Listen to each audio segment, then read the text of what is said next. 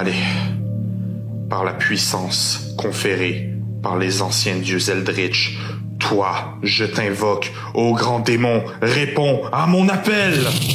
Sop. Bon. Te voilà enfin.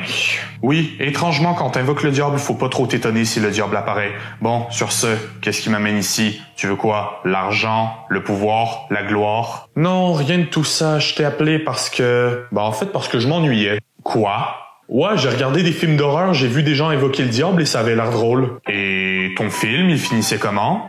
Tout le monde meurt. Et ça t'a pas fait dire qu'à quelque part taper dans une dimension extra-universelle pour y invoquer l'entité du mal absolu, c'était peut-être pas une bonne idée? Non, pourquoi? Ouf, t'es pas le crayon le plus aiguisé de l'étui, toi. Non, clairement pas. Bon, des fois, tu vas au moins savoir c'est la moitié du combat. C'est surtout que moi, je suis pas un crayon, je suis un monsieur. Ouais, en même temps, la plupart des films d'horreur seraient soit courts, soit chiants avec des personnages qui ont un quotient intellectuel plus haut que celui d'un verre d'eau tiède. Est-ce que c'était une insulte à mon intelligence? Oui. Ouch. Bon, tu sais quoi, je suis Satan, moi à la base j'étais là pour prendre ton âme et la condamner à la damnation éternelle, mais tu me fais trop pitié alors, prends ça.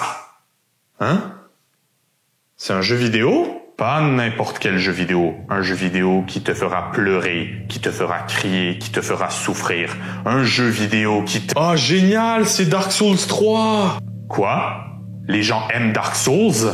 C'est un de mes jeux préférés de tous les temps. Comment ça, j'ai fait exprès pour le rendre impossible? Ouais, justement. Et c'est ça qui m'a donné envie de le continuer. Mais il est plein de pièges et de die and retry qui te forcent à réessayer en boucle. Ouais, t'imagines pas les heures que j'ai passé à tout apprendre pour être capable de battre le jeu. Il y a des bugs de texture qui font que des fois tu te prends des coups à travers les murs. Ah ouais? J'ai toujours pensé que c'était des éléments intentionnels qui rendaient juste le jeu encore plus hardcore. Non, mais pourquoi tu t'infliges ça?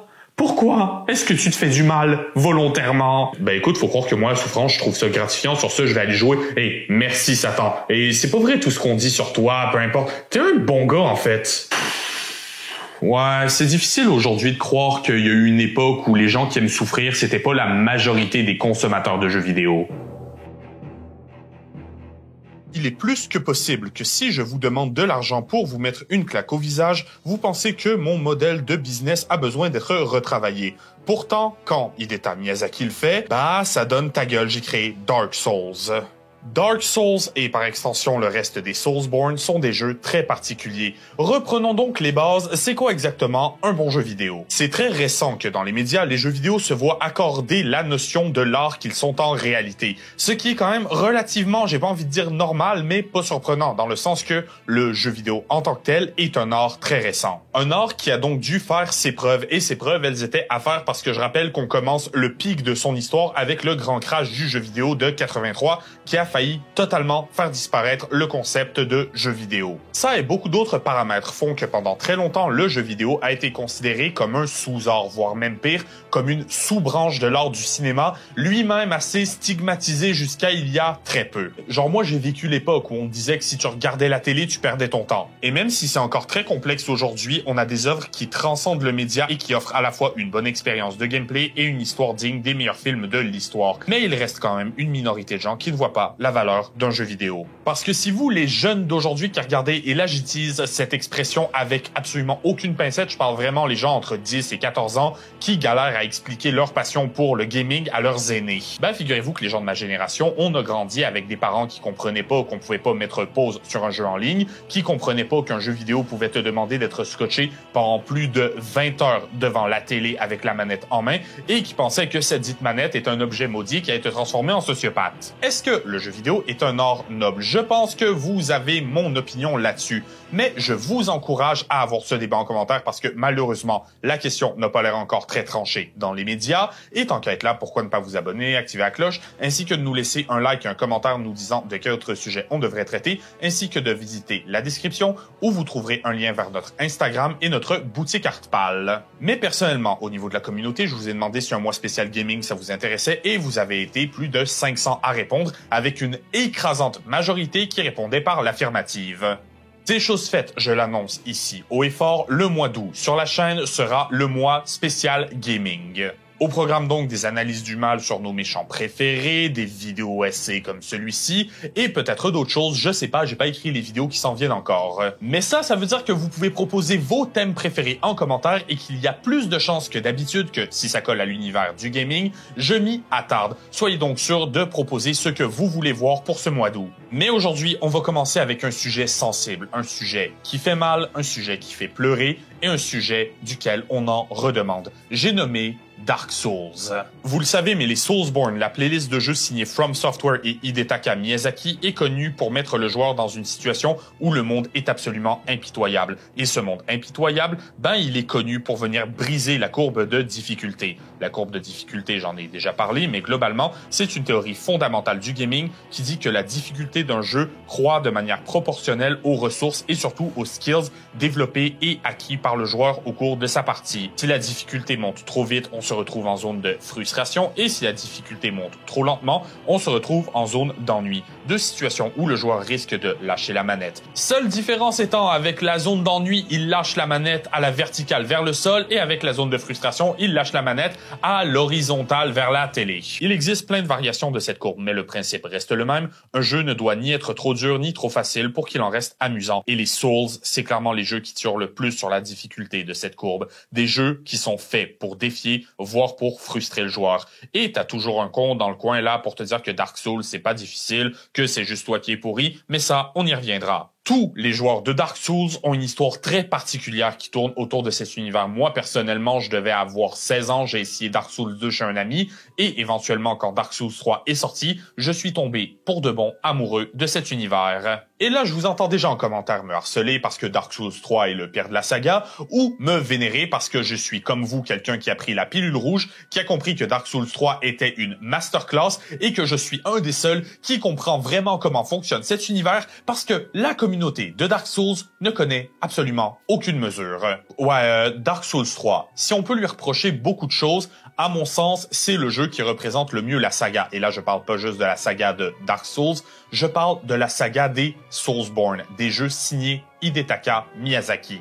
C'est simple, avant dans Dark Souls, on s'intéressait surtout à la difficulté et au level design. Comment présenter un challenge dans un univers sans carte avec peu d'indications où aller, mais quand même permettre aux joueurs d'avancer. Et dans Dark Souls 3, on a clairement changé le focus. Ici, c'est plus temps de construire un beau monde organique, même si oui, c'est quand même assez bien fait. À la place, on va primairement s'intéresser aux boss et au lore qui entoure le jeu. Dark Souls 3 est un jeu qui te raconte quelque chose à travers ses combats. Tu comprends que le monde est à risque. Tu vois à quel point chaque boss et PNJ est important dans le contexte de l'histoire. Et ce changement de focus dans le développement du jeu, ça a marché aujourd'hui quand on pense à la saga des Souls.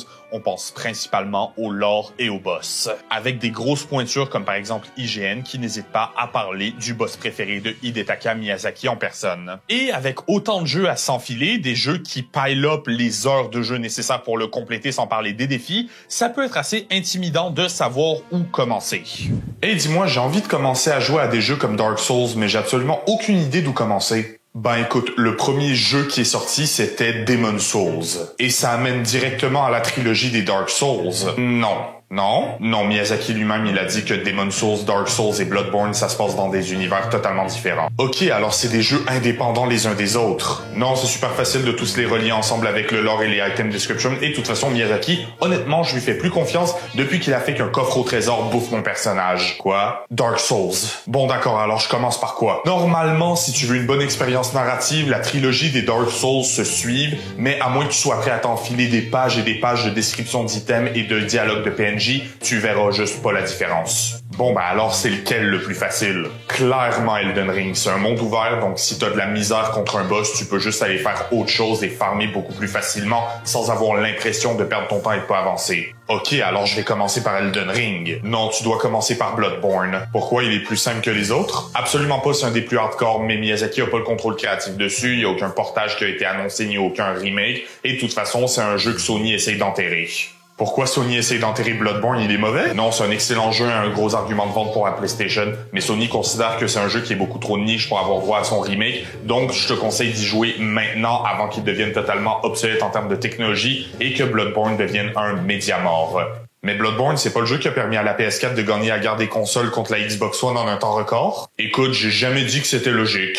Bref, si Dark Souls 3 est loin d'être le préféré des fans de la saga, j'en suis une exception, le fait étant qu'il a posé les bases pour ce que les jeux Soulsborne allaient être après la saga des Dark Souls. Il est venu clôturer cette saga qui est magique et il a donné un exemple à suivre à ses descendants. Mais de l'autre côté, dire que les jeux Souls précédents n'ont pas de bons boss, ce serait juste pas vrai. Certains considèrent Orstein et Smog comme un des, si ce n'est le meilleur boss de l'histoire du jeu vidéo. Rien que ça. Et c'est normal après tout parce que je rappelle, si chaque année on a les Game Awards qui élu le jeu de l'année, le premier Dark Souls, il a juste été nommé meilleur jeu de tous les temps. Est-ce que Dark Souls est le meilleur jeu de tous les temps? Probablement pas. Est-ce que c'est legit de se poser la question? Oh ouais. Alors cette vidéo ici, elle n'est pas là pour parler uniquement de Dark Souls 3 ni uniquement de Dark Souls 1, mais de la saga des Soulsborne en général, c'est-à-dire les jeux signés Hidetaka Miyazaki et From Software. Donc sachez-le, quand je fais référence aux Souls, je vais parler de la playlist de jeux au complet, sauf si je mentionne le contraire bien entendu.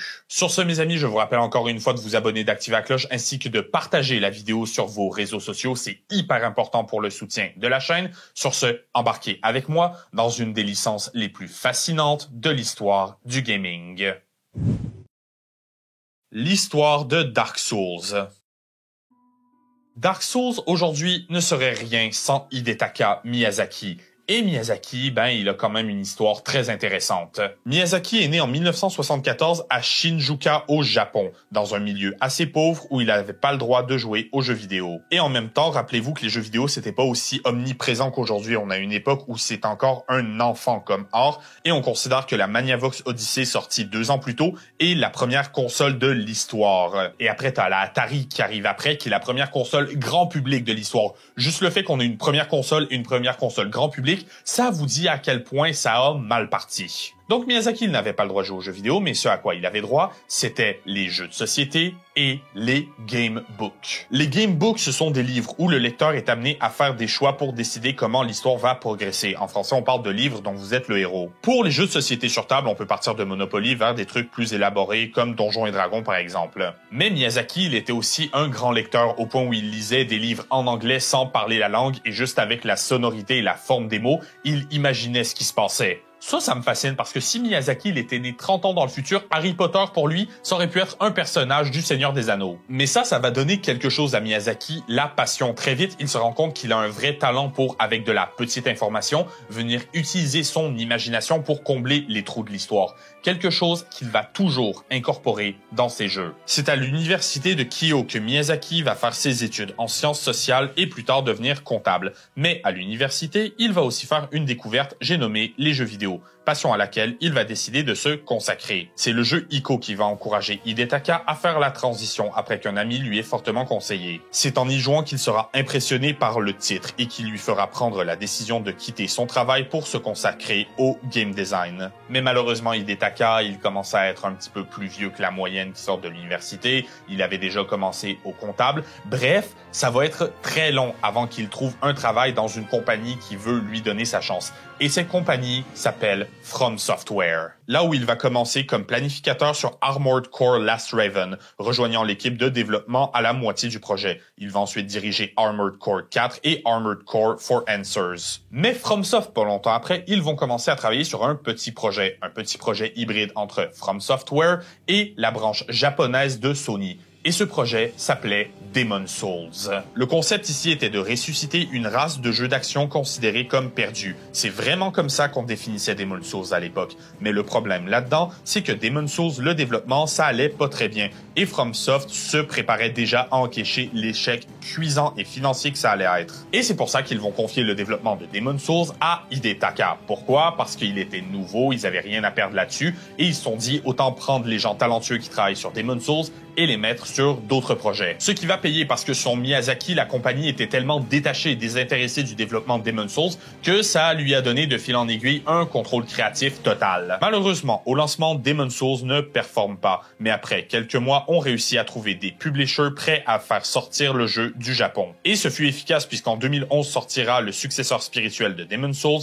j'ai nommé Dark Souls, un jeu qui connaîtra un tel succès qu'en 2014, 3 ans après, Miyazaki prendra la position de président de From Software. J'adore l'histoire de Miyazaki. Miyazaki, c'est vraiment le George Lucas du jeu vidéo, dans le sens qu'il travaillait sur un petit projet auquel personne croyait, qui est devenu tellement énorme qu'aujourd'hui, il est devenu indissociable de son univers, peu importe à quel point il est impliqué ou non dans les projets, et que c'est ce premier projet qui l'a permis de se propulser au top.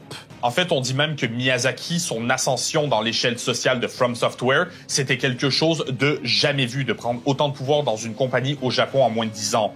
GG. Moi, j'aurais quand même vraiment aimé assister à la réunion des développeurs. Bon alors, comment ça se passe le développement de Demon's Souls? Eh bien monsieur, c'est ce qu'on appelle communément dans le milieu une catastrophe. Comment ça, une catastrophe? Écoutez, ramener à la vie une race de jeu qui s'est éteinte il y a longtemps avec des mécaniques modernes, c'est pas simple. En fait, on pourrait dire que c'est contre nature. Bon, parfait. Écoutez, donnez le projet au petit nouveau, là, Hidetaka Miyazaki, et puis nous, on va aller travailler sur quelque chose d'autre qui a du potentiel. Vous voulez donner le développement de notre prochain AAA à un petit nouveau qui a même pas 5 jeux sous la ceinture? Oui, si on fait ça, on va mettre nos gens compétents sur des projets qui vont nous rapporter de l'argent et on va limiter les dégâts financiers. Ouais, ok, c'est dommage parce qu'honnêtement, il y avait du potentiel, mais j'imagine que Demon's Souls est condamné à rester dans l'histoire du gaming comme une des pires catastrophes et un gros fiasco développé par un amateur qui savait pas ce qu'il faisait. À moins que Miyazaki se révèle comme étant un prodige du développement vidéoludique et qu'il développe un univers qui va encore être parmi les classiques de l'histoire du gaming dans plus de 20 ans, mais honnêtement, j'en doute. Mais tu peux avoir une histoire aussi incroyable soit-elle, digne des plus grands biopics hollywoodiens, si ton jeu, il est pourri, ça sert pas à grand-chose. Bien construire un lore. Si vous êtes le genre de personne à jouer à Dark Souls sans trop vous poser de questions, votre première expérience ressemblait probablement à ceci. Hey! J'ai fini Dark Souls. Connais pas, ça parle de quoi? Dans le fond, c'est un univers où tu dois allumer des feux de camp. Pourquoi? Parce que sinon le monde sombre dans les ténèbres. Le monde va sombrer dans les ténèbres si t'es pas capable de performer une action de survie basique. Non, les feux de camp, c'est une métaphore pour la flamme primordiale. C'est le feu sacré qui empêche les ténèbres de prendre le contrôle du monde. Je crois. Comment ça, tu crois? T'y as joué ou t'y as pas joué? Je suis même plus sûr, honnêtement. Je me rappelle avoir pris la manette, avoir sué, pleuré, saigné, mais le reste, c'est juste un espèce de gros flou informe. Les Souls sont très vite devenus célèbres pour ça, des jeux qui ne vont pas t'offrir sur un plateau d'argent les indices que tu as besoin pour comprendre l'histoire. Oui, les indices dont tu as besoin pour comprendre l'histoire, contrairement à un autre jeu qui te donne de manière explicite l'histoire en tant que telle. Ce qui est quand même ironique parce que cette histoire, elle a beau être très bien cachée, les joueurs qui prennent le temps de se plonger dans le lore comprennent à quel point c'est une des meilleures narratives de l'histoire du gaming. Et ça, FromSoft en est conscient, c'est pour ça que Bandai Namco, l'éditeur du jeu, a offert une récompense de 10 000 $ à qui que ce soit pouvait expliquer correctement en vidéo un retelling de l'histoire de Dark Souls 1 et 2, le tout dans un concours promotionnel pour la sortie de Dark Souls 3. Le Grand Prix va revenir à un certain Steve Dixon qui va présenter l'histoire de façon humoristique, allant jusqu'à créer un historien et archéologue fictif pour se pencher sur les événements historiques menant aux événements des jeux. Il a littéralement fait une parodie de documentaire historique parce que oui, contrairement à la croyance populaire, le concours c'était pas tant le fait d'être capable de comprendre l'univers de Dark Souls et de l'expliquer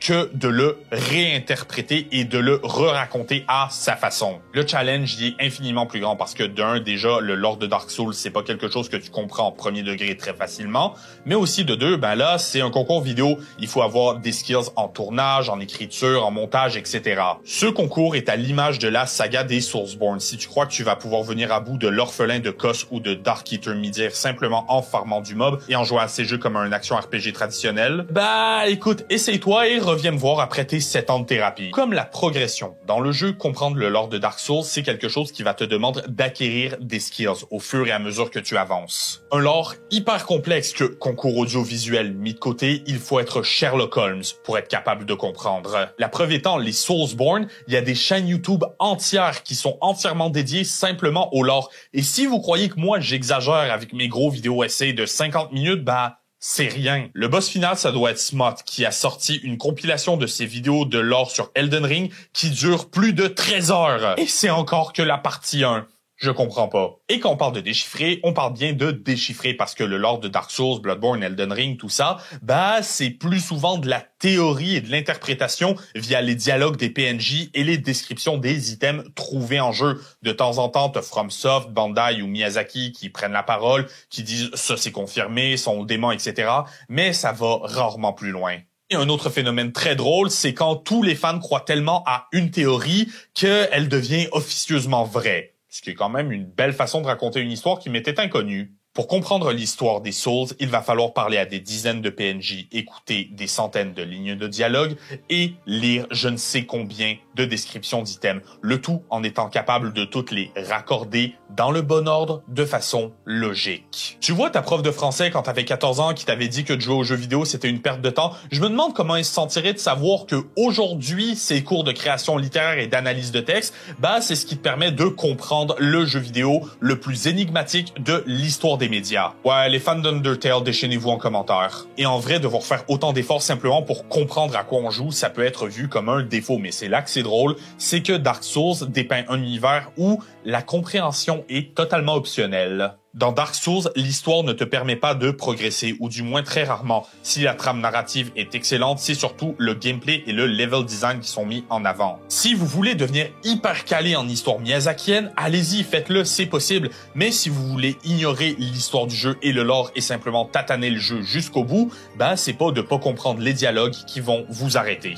Parvenir à intégrer une histoire et une narrative aussi subtilement dans un jeu aussi énorme, c'est un exploit qui, en contexte, est loin d'être anodin. On disait tout à l'heure que Ico avait énormément inspiré Miyazaki pour la création de Demon's Souls et de ses suites spirituelles. Et Ico, malheureusement, j'y ai pas joué. Mais un jeu auquel j'ai joué par contre, c'est Shadow of the Colossus.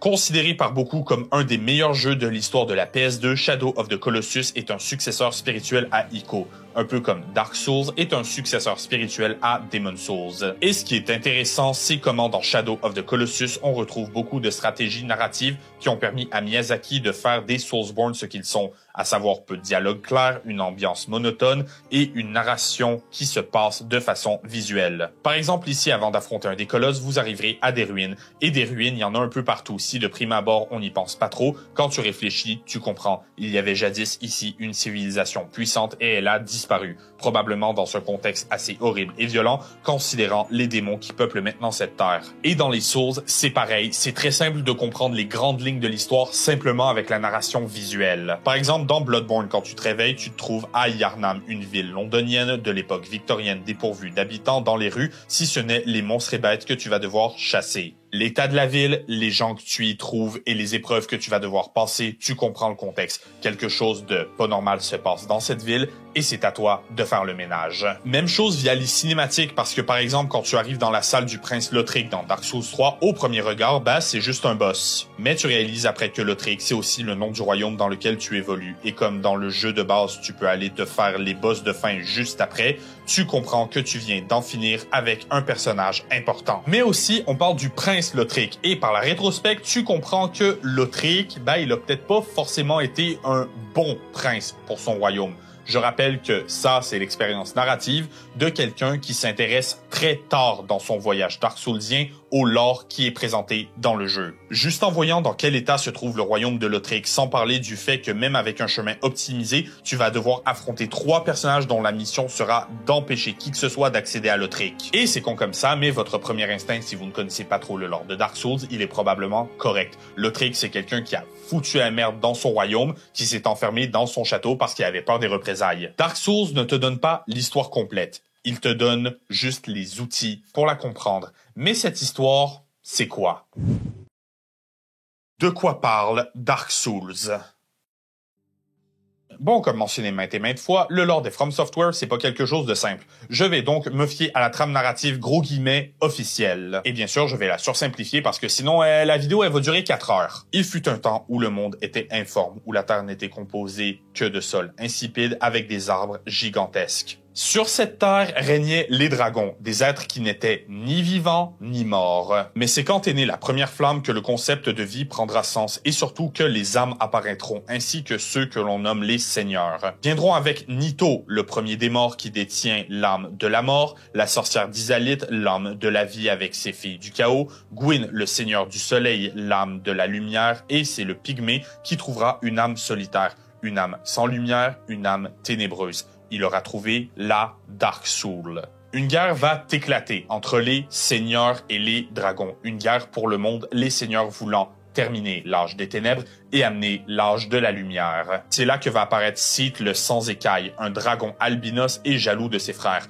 Le pourquoi du comment, c'est qu'il se trouve que les écailles des dragons sont le secret de leur immortalité. Mais il se trouve aussi que ces écailles sont sensibles à la foudre, secret que Sith va partager avec le seigneur Gwyn. Pourquoi? Parce que Sith étant sans écailles, il est non seulement mortel, mais il est traité comme un paria par les siens. Gwyn va abattre la foudre sur les dragons, Nito abattra la mort et la sorcière va brûler le monde pour le purifier par le feu. On ne sait pas ce qui va arriver au pygmée, en revanche, ce qu'on sait, c'est que lui et ses descendants obtiendront le pouvoir de renaître s'ils venaient à mourir. C'est là que Gwyn va donner une marque à tous les pygmées nommée le Dark Sign, un anneau de feu qui contient le pouvoir de leur âme. Ceux qui sont touchés par la marque noire ont le pouvoir de renaître après leur mort de façon physique. C'est pour ça que vous vous réveillerez toujours après avoir mouru dans Dark Souls à un feu de camp, c'est parce que, de manière diégétique, votre personnage meurt autant de fois que vous mourrez dans votre partie. La mort fait partie intégrante du voyage de votre personnage, de façon 100%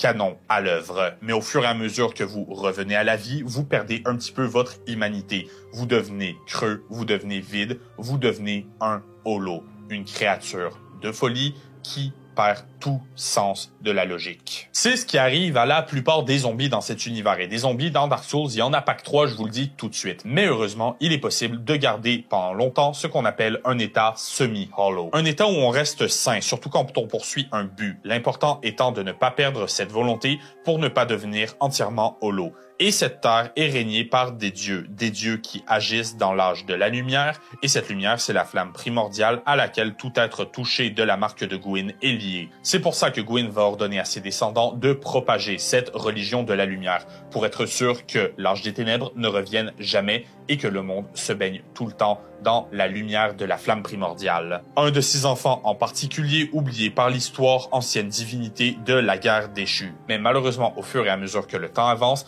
la flamme primordiale commence à s'éteindre et le chaos et les ténèbres menacent de reprendre leur emprise sur le monde. C'est là que Gwyn, pour préserver l'âge du feu, se jettera dans les flammes, se laissant brûler pour raviver le feu et permettre à l'humanité de continuer d'exister dans la lumière. Mais le feu ne brûlera pas éternellement. C'est pour ça qu'à chaque fois qu'il commence à s'affaiblir, quelqu'un va devoir aller de feu de camp en feu de camp pour les rallumer, relier ces flammes mineures à la flamme primordiale et éventuellement se sacrifier pour s'assurer que l'âge du feu perdure. C'est ce qui nous amène au premier Dark Souls, là où cette responsabilité sera la vôtre. Ou du moins, c'est une interprétation, parce que selon le serpent primordial, votre destin sera non pas de faire perdurer l'âge du feu, mais bien de faire commencer l'âge des ténèbres. Le tout parce que Gwyn est devenu totalement paranoïaque à l'idée que le feu s'éteigne au point de déranger l'ordre naturel des choses. Ça, c'est parce que si vous vous rappelez du pygmée au début, c'était un peu le seigneur des ténèbres. Il a trouvé la Dark Soul, tout comme Izalith et la seigneuresse de la vie, Nito de la mort et Gwyn de la lumière.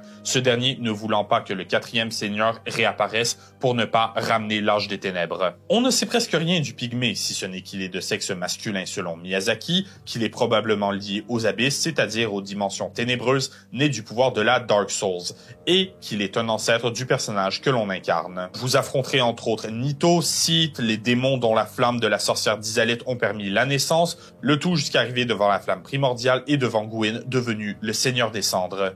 Un Gwyn devenu holo, consumé par la flamme, un combat triste où une musique mélancolique vient rythmer ce qui est en fait l'ancien seigneur des cendres, tentant en vain de protéger sa flamme. From Software oblige, il y a plusieurs fins possibles. Vous aurez le choix, après avoir vaincu Gwyn, de faire perdurer l'âge de la lumière et de vous sacrifier à la flamme primordiale, ou simplement de vous en aller, de laisser le feu s'éteindre et de plonger le monde dans l'âge des ténèbres. Mais peu importe votre choix, la lumière et les ténèbres, ce n'est qu'un cycle qui va devoir perdurer. Dark Souls 2 va venir suivre un nouveau non-mort élu tentant encore une fois de raviver la flamme primordiale. Mais on le sait tous, le vrai successeur de Dark Souls, c'est Dark Souls 3. On y retrouve beaucoup d'éléments comme une armure de tueur de dragon, référence au Dragon Slayer Orstein, ou encore Anor Londo, cité qui revient depuis Dark Souls 1. Mais il y a une petite différence là où dans les deux premiers Dark Souls, vous êtes le Chosen Undead, élu de la prophétie, censé raviver le feu. Dans Dark Souls 3, c'est pas exactement comme ça que ça se passe. L'élu de la prophétie dans Dark Souls 3, j'en ai déjà parlé, c'était le Prince Lothric. Prince Lothric qui va fuir sa responsabilité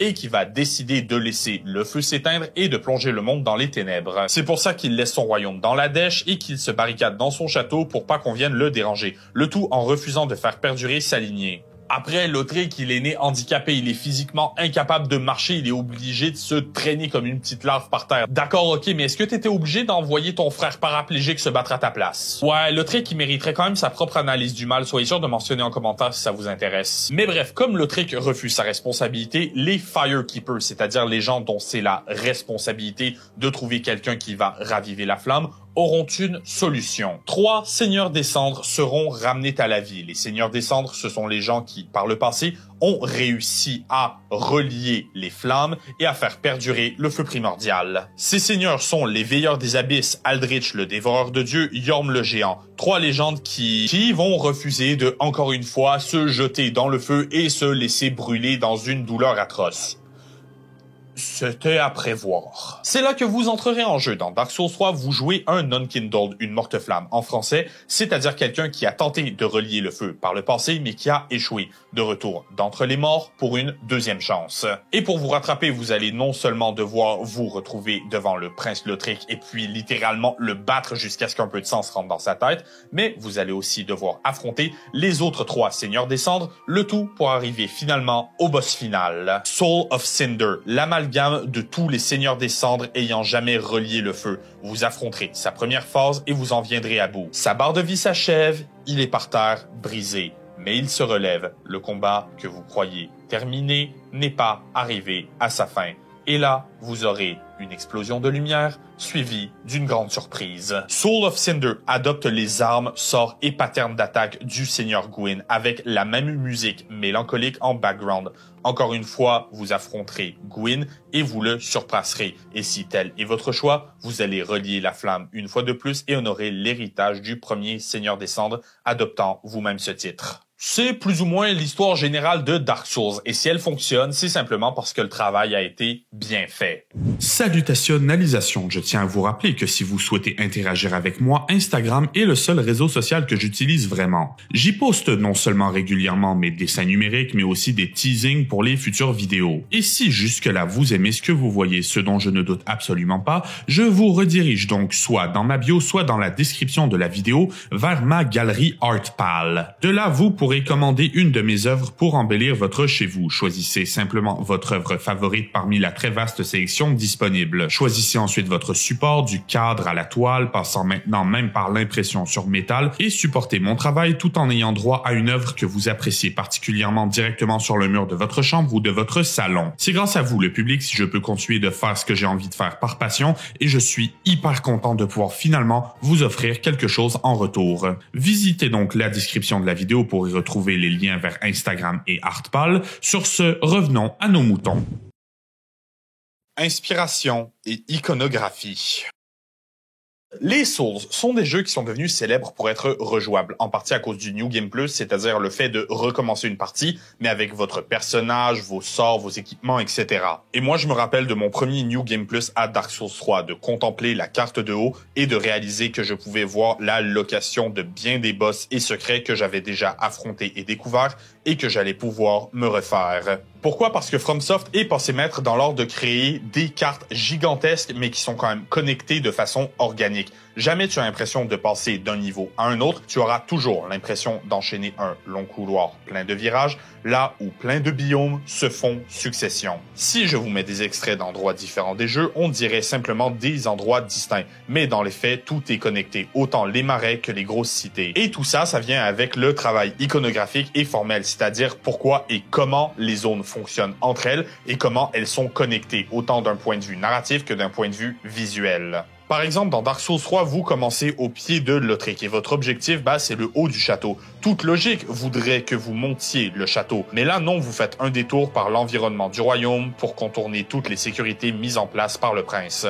Sauf que sachez-le, il est possible d'aller directement vers la zone endgame. Il vous suffit de tuer un PNJ en particulier pour faire apparaître la danseuse de la vallée boréale, un boss qui est fait pour être affronté beaucoup plus tard, mais qui vous ouvrira la zone endgame où vous pourrez vous rendre directement au prince Lothric. Et là, petit warning, c'est pas un raccourci qui est très facile à utiliser quand vous êtes bon niveau. Surtout si c'est votre premier Souls. Et cette connexion, elle fonctionne. Pourquoi? Parce que Miyazaki, c'était quelqu'un de passionné qui était prêt à bien faire son travail et à bien connecter toutes les zones ensemble. Pour ce faire, il a dû tirer inspiration de plein d'endroits différents. Déjà, selon Miyazaki lui-même, pendant le développement de Dark Souls, on avait 3 lignes directrices. Les dieux, les démons et la mort. Ce sont 3 éléments qui sont au centre de tous les Souls. On disait tout à l'heure que l'histoire de Gwyn et de ses chevaliers tournait autour du concept de Dieu, visible dans la religion qu'il a instaurée au royaume de Lothric et au monde qui l'entoure. Izalith est la flamme, élément iconique de la saga, au point où la pyromancie est considérée comme une branche de magie à part entière,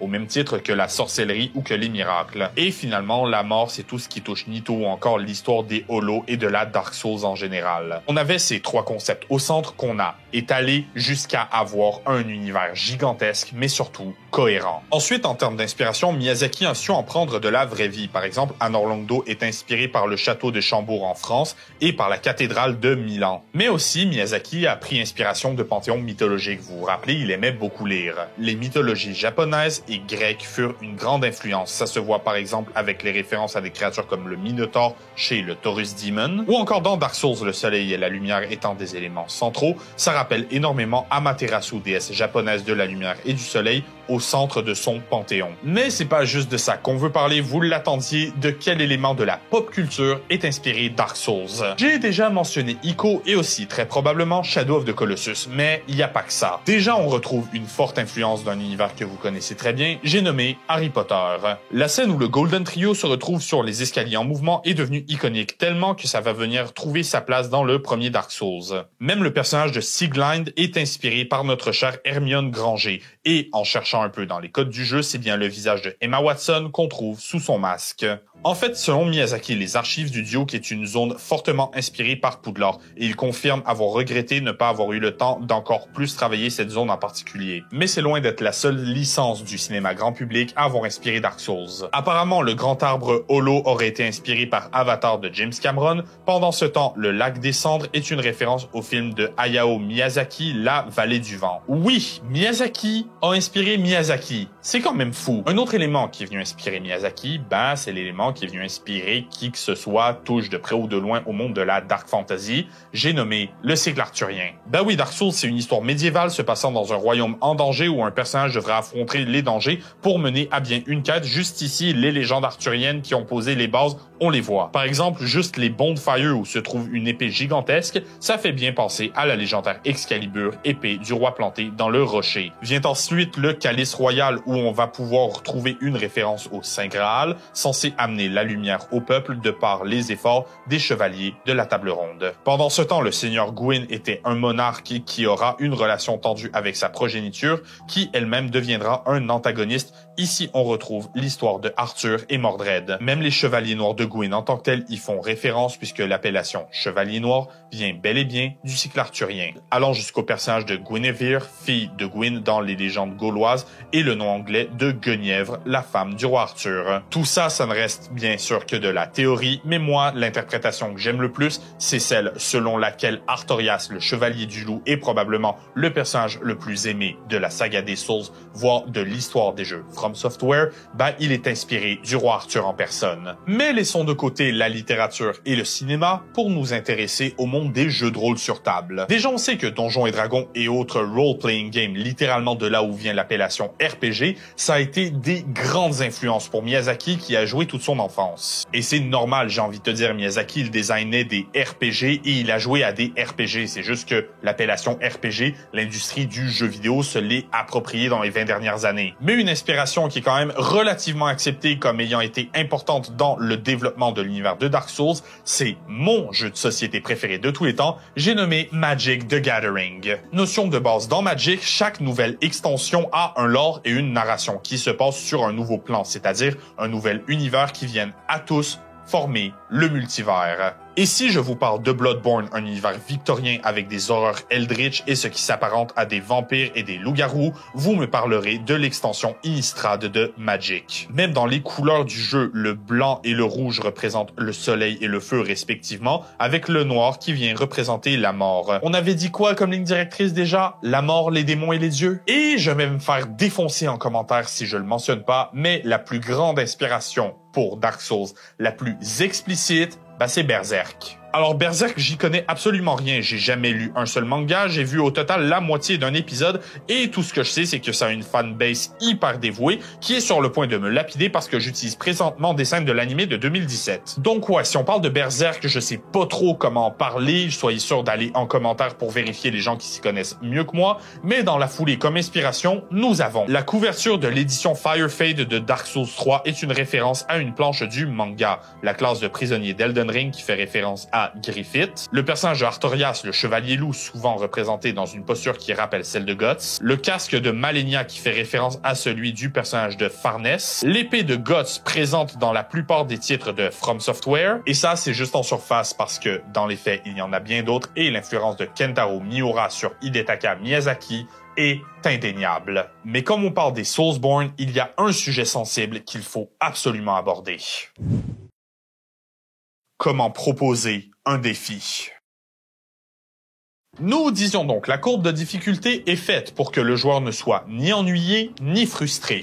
Et dans les Souls, on peut pas exactement dire que tu t'ennuies. La difficulté est une partie intrinsèque de ce qui fait de Dark Souls, Dark Souls. Et ça vient se présenter, selon moi, par 3 voies. La compréhension de l'histoire du jeu, le level design et les boss. J'ai déjà expliqué à peu près c'était quoi la compréhension de l'histoire du jeu, passons donc au level design. Le level design, c'est une base dans le monde du jeu vidéo, c'est d'être capable de bien créer l'environnement dans lequel le joueur va évoluer, savoir où placer les objets intéressants, les monstres, les pièges, etc. Par exemple, moi je pense de plus en plus en termes de level design quand je joue aux jeux vidéo. Par exemple, si je rentre dans une grosse salle qui est vide, je me dis s'il y a un monstre caché, il est probablement derrière ce mur détruit, ce pilier, etc. Ou les joueurs de RPG le savent très bien, s'il y a une cascade, vous devriez toujours aller voir si un trésor se cache derrière. Et dans les Souls, la difficulté et le level design sont étroitement liés. Pourquoi? Parce que chaque zone possède un boss qu'il va devoir affronter. Mais pour affronter le boss, il faut d'abord passer par sa zone,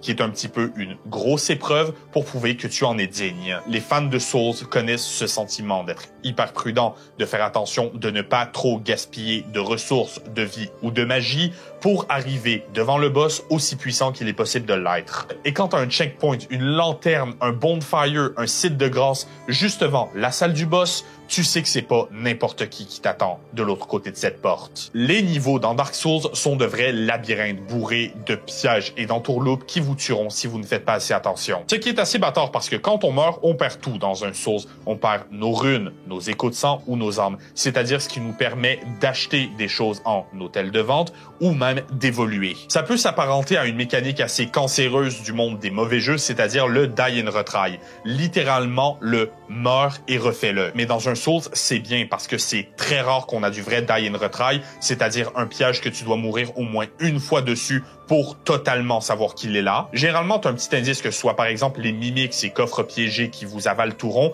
qui ont une chaîne placée de façon différente des vrais coffres. Mais surtout, dans les Souls, même le die and retry, c'est pas tant dangereux parce que tu as une chance de récupérer tes âmes. Tu vas retrouver tout ce que tu as perdu à l'endroit où tu es mort et si tu réussis à les récupérer avant de remourir, c'est bon, elles sont sécurisées. C'est la façon du jeu de te dire « je t'ai eu une fois à cet endroit, si tu refais la même erreur, c'est 100% de ta faute ». Tu as le droit à l'erreur, tu as le droit à l'erreur une fois. Et après avoir commis cette erreur, tu ramasses tes âmes, tu réessayes pour réparer ton erreur. C'est à l'image de la saga des Souls.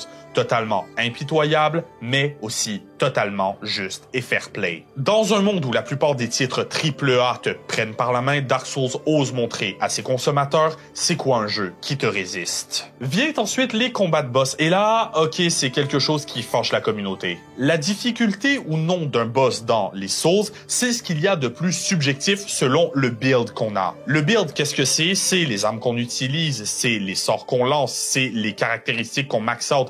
Bref, un build, c'est ta façon de jouer. Et certains boss seront toujours plus faciles avec un build ou avec un autre. Puis, loi des probabilités oblige, plus il y a de builds possibles, plus c'est difficile de faire qu'un boss soit difficile pour chaque type de jeu. Le pire là-dedans, c'est Elden Ring. Il y a tellement de sorts et d'items différents que c'est très difficile de pas avoir des boss qui sont objectivement faibles contre certains éléments du jeu. Mais même si c'est subjectif, certains boss seront toujours objectivement assez faciles, comme le Crystal Sage de Dark Souls 3. Mais à l'inverse, ça veut dire que certains boss seront aussi très difficiles. Et les boss dans les Souls, moi j'aime les regrouper en 5 catégories. Premièrement, c'est les boss de gimmick, c'est-à-dire les boss qui ont un certain point faible que le jeu va te donner expressément pour ce combat pour être capable de les tuer de façon facile. Ici, on a par exemple Peter Rykard dans Elden Ring ou encore Mjorm le géant dans Dark Souls 3, où dans les deux arènes, tu retrouveras un objet qui, pour ce combat spécifiquement, aura un effet beaucoup plus puissant qui te permet de vaincre le boss en quelques coups. Après tout, pourquoi pas si tu veux un vrai challenge, rien ne t'empêche d'affronter le boss avec tes armes à toi et non ce que tu trouves dans l'arène. Et surtout, ce qui est intéressant avec ces deux boss que j'ai évoqués en particulier, c'est pas tant le combat que le lore qu'il y a autour des personnages qui y sont présentés. Deuxième catégorie, c'est les boss d'introduction. C'est des boss qui sont faits pour t'apprendre à jouer et t'introduire des nouvelles mécaniques. C'est par exemple Iudex Gundyr, le premier boss de Dark Souls 3 qui t'apprend à lire les attaques d'un ennemi, à esquiver, à bloquer et à parer les coups. Des mécaniques qui sont essentielles dans le développement d'un jeu Souls. Si vous vous demandez depuis une décennie pourquoi tous les personnages de jeux AAA un tout petit peu difficiles ont la mécanique de rouler pour esquiver, c'est à cause des Souls. C'est parce que dans Dark Souls, quand tu roules, il y a un petit moment de quelques images secondes où ton personnage ne peut être touché. Être capable de maîtriser cette roulade, son timing, de bien timer ces quelques frames avec le coup de ton adversaire, c'est quelque chose de primordial dans Dark Souls. C'est comme ça que tu es capable d'esquiver un coup et d'y riposter. C'est aussi comme ça que tu es capable de bien parer un coup. Gundyr, c'est un boss de tutoriel. Lui, son travail, c'est d'avoir des coups assez prévisibles et assez faciles à esquiver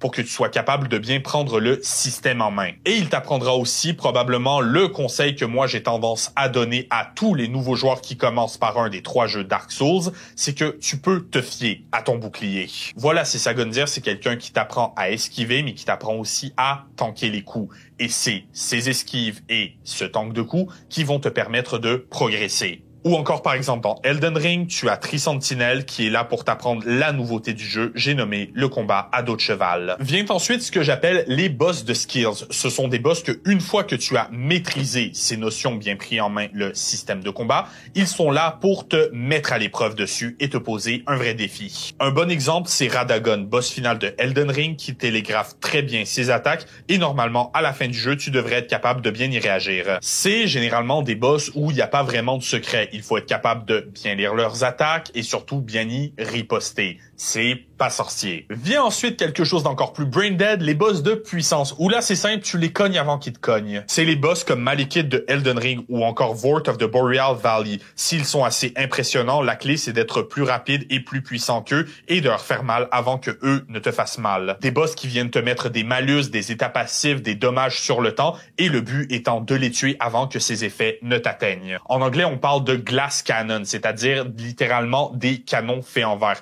Quelque chose qui tape très fort mais qui encaisse mal les coups. Et finalement, leur opposé total, tu as les boss d'endurance. Les boss d'endurance, c'est des ennemis redoutables qui ont beaucoup de points de vie. La clé, c'est pas juste de comprendre le pattern d'attaque et leurs faiblesses, c'est surtout de rester concentré assez longtemps pour finir le combat qui va s'éterniser. Ce sont des boss comme le Nameless King ou encore le Goat en personne, Gaël, le chevalier esclave. Ici, ça ne sert à rien de se presser. Ce que vous avez à faire, c'est de jouer prudemment, de jouer intelligemment, intelligemment, de ne pas gaspiller vos ressources sur une fausse opportunité d'attaque pour que quand une vraie opportunité se présente, vous puissiez la saisir. Et encore une fois, il y a des boss plus durs que d'autres, comme des niveaux plus durs que d'autres, bien entendu. Mais pour les boss incroyablement durs, on remarque qu'une bonne partie sont optionnels. Par exemple, dans Dark Souls 3, on a le dragon Dark Eater Midir, qui est devenu célèbre pour sa difficulté. Alors Midir, moi j'ai une théorie que son développement s'est passé à peu près comme ceci.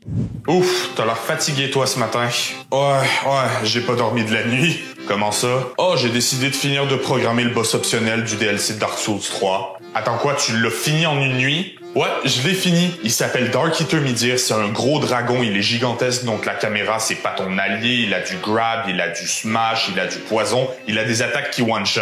Quoi? Et c'est pas tout! C'est pas tout, il y a plus encore? Oh non, c'est pas tout, parce qu'avant de l'affronter, tu vas devoir survivre à un passage où il tombe du ciel pour te brûler vivant. Ensuite, à la croisée d'un pont, tu vas devoir l'affronter dans sa version demi-boss pour le faire tomber dans sa zone. Et sa zone, elle est secrète, il va falloir que tu la trouves pour être digne de l'affronter à son prime. Du harcèlement psychologique. Tu es en train de décrire du harcèlement psychologique. Et les autres développeurs ont jamais compris que c'était une blague. Mais bref, aussi dur soit-il, Midir, il est un boss optionnel. Il est un ennemi que le joueur n'a pas besoin d'affronter pour progresser, mais à qui il peut faire face si un véritable défi l'intéresse. C'est aussi le cas de Malenia Blade of Miquella qui, à la sortie de Elden Ring, certains n'hésitaient pas à la qualifier de boss le plus difficile de l'histoire des Souls. Mais c'était mal connaître Miyazaki qui reviendra avec son DLC Shadow of the Earth Tree et son boss final, que non, j'ai toujours pas fini, mais je me suis rendu à Mesmer quand même. Promise Concert Radahn, probablement le boss le plus hardcore de l'histoire de FromSoft, aussi rapide que puissant, aussi agressif que résistant. Et c'est non seulement un boss principal, mais c'est le boss final du DLC. C'est une véritable masterclass de puissance et de difficulté. Alors, la question persiste, comment est-ce que Miyazaki peut nous cracher à la gueule, nous faire suer, nous faire pleurer, nous faire saigner, sans se retrouver dans la zone de frustration à tous les coups? La bonne réponse, c'est que c'est à cause de nous. Les Souls ne sont pas des jeux qui sont pensés comme solitaires. Si chacun de ces épisodes te permet d'invoquer un autre joueur pour t'aider avec un ennemi trop coriace, c'est qu'il y a une raison. Et cette raison, c'est exactement la même de pourquoi est-ce que c'est correct de ne pas te donner de direction précise où aller ou d'indices sur l'histoire du jeu trop explicite. C'est parce que de toute façon, ces directions et ces indices, elles se retrouveront sur Internet, faits par les fans qui y sont dévoués. L'entraide est au cœur de ce qui fait des Soulsborne une série d'œuvres aussi magiques. La joie de finir avec un de tes meilleurs amis, un boss que tu croyais impossible, de poser la manette pleine de sueur sur la table, de sentir ton cœur battre par-dessus le silence nouvellement trouvé de l'arène de ton ennemi tombé. D'échanger des stratégies, des anecdotes, des items, de suivre un ami en tant que newbie qui a déjà fini le jeu maintes et maintes fois et d'après faire profiter à un autre ami qui le découvre pour la première fois de tes connaissances. On a souvent vu le terme Get Good arriver et certains l'interprètent comme une note de bon joueur un peu trop passif-agressif, disant si t'y arrives pas, c'est parce que t'es pas bon. Mais dans les faits, ce que ça veut dire, c'est réessaye, continue. Élève-toi au niveau supérieur et deviens le meilleur joueur qu'il est possible d'être. C'est à cause de cette mentalité des joueurs soudés qui font que les Souls ont pu s'élever au rang de masterpiece du jeu vidéo. Et pour la difficulté, la communauté ne fait qu'en demander plus. Midir a beau être incroyablement difficile, les speedrunners vont lui régler son compte en moins de 20 secondes. Pourquoi? À cause de ce paradoxe de la difficulté. Quand un jeu devient tellement difficile que des gens en quête de gloire s'entraînent au point d'en faire les parties les plus hardcore les yeux fermés. Ou encore justement cette communauté de speedrunners dans Dark Souls qui finissent les jeux en moins d'une demi-heure, là où la moindre petite erreur est fatale pour le record. Ça, c'est sans parler des gens qui cherchent un plus grand défi et qui se mettent des contraintes supplémentaires. Genre Lualti en stream de Dark Souls 3 qui affronte le roi sans nom, le boss le plus hardcore du jeu Vanilla, avec un dance pad. Ou encore Lubos Junior qui joue avec son écran à l'envers. Et ça, c'est sans parler de ce qu'on appelle les no-hit-runs, c'est-à-dire un stream de Dark Souls où tu n'as pas le droit de te faire frapper par un ennemi. Dans un jeu qui est connu pour te backstab au moment où tu y attends le moins, c'est quand même impressionnant. Et figurez-vous qu'il y a des gens qui font des no-hit-runs avec des manettes de Guitar Hero. On peut imaginer n'importe quoi. Genre, moi, demain, je vais battre Dark Souls sans manette. À la place, ça va être un système électrique artisanal que je vais avoir relié à des bananes. Oh, wait! Ça existe déjà. Tout ça pour dire que les Soulsborne, le chef-d'œuvre de Miyazaki, ouais, ça mérite son titre. Si la difficulté ne fait que refroidir les néophytes, je ne peux que vous conseiller d'essayer au moins une fois dans votre vie. Ces jeux sont toute une expérience, accompagnée d'une direction artistique incroyable, toujours à repousser les limites. Miyazaki admettra même que selon lui, ils ont franchi un nouveau cap sur la création de boss avec leur dernier Radan. Alors prenez votre manette, suez, saignez, pleurez, mais surtout n'oubliez pas, amusez-vous parce que en bout de ligne, c'est ça Dark Souls, un univers construit pour que les joueurs se relèvent et continuent de se battre tant et aussi longtemps que ça leur apportera du plaisir. Sur ce, mes amis, c'était ma petite vidéo review des jeux Souls, j'espère qu'elle vous aura plu. Vous pouvez cliquer juste ici pour voir notre dernière vidéo ou vous pouvez cliquer juste là pour voir une autre analyse sur un autre géant du jeu vidéo. Dites-moi en commentaire quel est votre titre From Software préféré et tant qu'être là, pourquoi ne pas vous abonner, activer la cloche et partager la vidéo au passage.